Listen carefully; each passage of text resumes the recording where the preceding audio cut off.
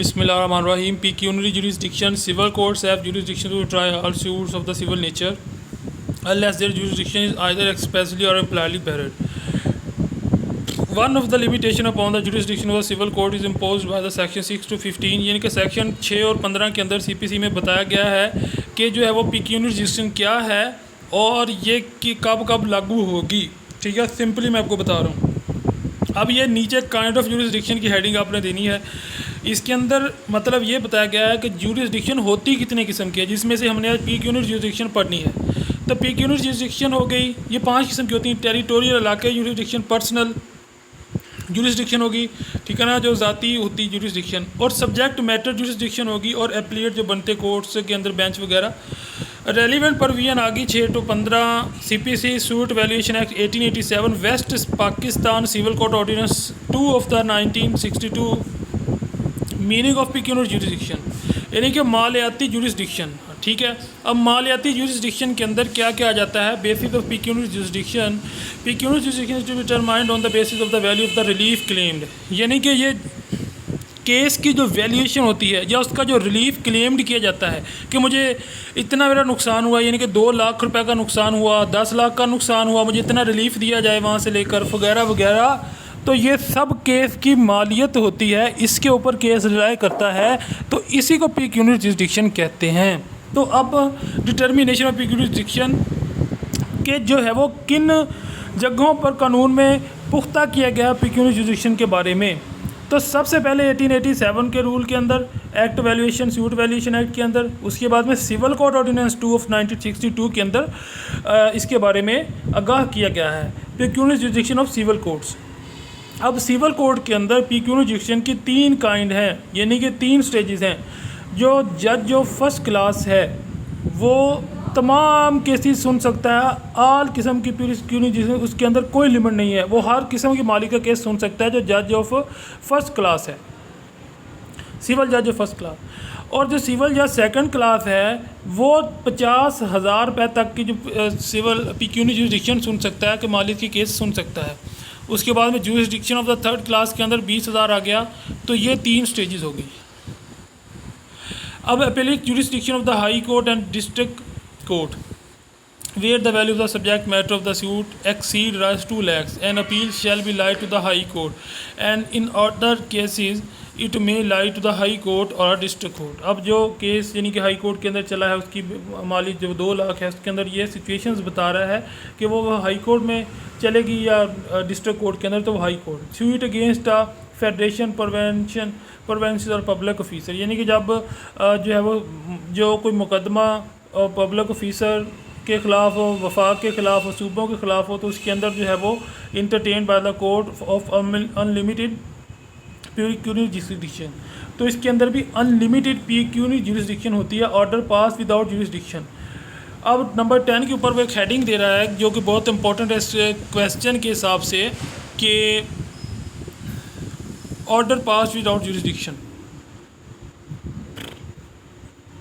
तो उन ऑर्डर्स की क्या हैसियत है कि जो जुरिस्डिक्शन के बगैर पास हुए हैं. ठीक है, ये इसका बेसिक मकसद है.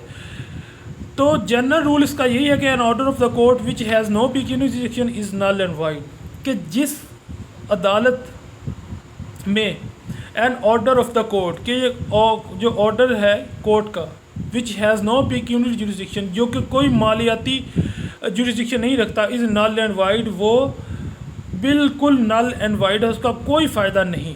ठीक है, पीक्यूनियर जुरिस्डिक्शन बहुत ज़रूरी है. Exception under section 11 of the suit valuation, सिवाय 1887 suit valuation act, an order और decree of court not possesses pecuniary jurisdiction is not wide.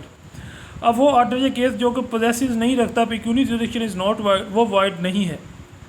If the defendant does not object to the pecuniary jurisdiction of the court at the earliest possible opportunity.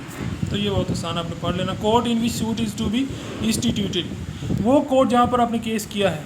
Section 15 enacts a rule of procedure, a procedure when which does not affect the jurisdiction of the court. Section 15 का मकसद है prevent overcrowding in the court of the higher grades, which suits that can be dispose of the by the courts of the lower grade. यानी कि ये जो है वो ये बता रहा है कि ये कचहरियों में बेतहाशा रश को रोकने का भी एक तरीका है कि केस जो है वो छोटी अदालत को बड़ी अदालत को जाते रहते शेयर होते रहते, इस तरह एक अदालत पर बर्डन नहीं बढ़ता। ठीक है, सेक्शन 15 यही बता रहा है competency of the lower courts, और ये अहलियत है लोअर कोर्ट्स की, ठीक है ना, जिम्मेदारी है। और subsequent increase in value of the subject matter. अब जो है वो सब्जेक्ट मैटर जब मतलब है कि ये बहुत इंपॉर्टेंट बात है इस टॉपिक की कि एक मसाला जब केस किया था उस वक्त उसकी मालियत 20,000 थी, 20,000 थी। मेरी बात आप सुन लें, ये लिख लें, ये इस सवाल का ये हार्ट है, ये दिल है, इसके अंदर आपको सब समझ आ जाएगा। एक मिसाल है कि जब 1990 में केस किया था उस वक्त उसकी मालियत थी 20,000 रुपये। वो सेकंड क्लास मजिस्ट्रेट सुन सकता था और वो उसने सुना। अब वो केस चला है 2020 के अंदर आकर, तो अब उस ज़मीन की मालियत जो है वो बहुत ज़्यादा बढ़ गई है। वो अब 20,000 नहीं रही, वो अब 2 लाख से भी ऊपर जा चुकी है। तो अब उसको कौन सुनेगा? तो बाद लोगों के अंदर ये क्वेश्चन आता है कि ये केस जो है अब जो है वो फर्स्ट सिविल जज जो है क्लास का वो सुनेगा, उसके पास पिक्यूनियर लिमिटेड है। लेकिन ये केस अब भी वही जज सुनेगा जो सेकंड क्लास जज है, क्योंकि ये केस उसी के पास चला था और उसकी उस वक्त का जो लिमिटेशन थी उसी के तहत ये केस चलेगा। ठीक है, तो रिजेक्शन ऑफ द प्लेंट वगैरह, return of the plaint order 7 rule 10 से 7 रूल 11, ये पढ़ने बहुत आसान है। कंक्लूजन के तहत हम कह सकते हैं कि आप खुद से भी लिख सकते हैं कि ये जो अदालतें हैं ये अपना बोझ बुटाने के लिए जो है वो किसी छोटी अदालतों में, बड़ी अदालतों में, कहीं हाई कोर्ट्स में, कहीं लोअर कोर्ट्स में सर्व कर देती हैं। फर्स्ट क्लास के जज के अंदर सेकंड क्लास, थर्ड क्लास के जज को ये दे देती हैं ताकि आसानी के साथ मुकदमात सुने जा सकें और जो है वो इनका फैसले के ये काम सब मौजूद है। लेकिन इसके ऊपर सेक्शन जो रूल्स हैं हम आपको बताएं वो इसके अंदर थोड़ा सा लगा दें, इंशाल्लाह आपका सवाल बहुत अच्छा बन जाएगा। Thanks for watching our video.